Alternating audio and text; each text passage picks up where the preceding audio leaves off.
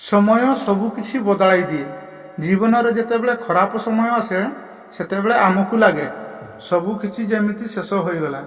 କିନ୍ତୁ ମନେ ରଖନ୍ତୁ, କୌଣସି ପରିସ୍ଥିତି ସବୁଦିନ ରହେ ନାହିଁ।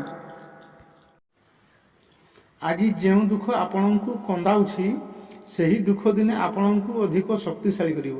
ଆଜି ଯେଉଁ ଲୋକ ଆପଣଙ୍କୁ ବୁଝୁନାହାନ୍ତି ସେମାନଙ୍କ ପାଇଁ ନିଜ ମୂଲ୍ୟ କମାନ୍ତୁ ନାହିଁ। ଚୁପ୍ ରୁହନ୍ତୁ, ପରିଶ୍ରମ କରନ୍ତୁ ଏବଂ ସମୟକୁ ତାର କାମ କରିବାକୁ ଦିଅନ୍ତୁ।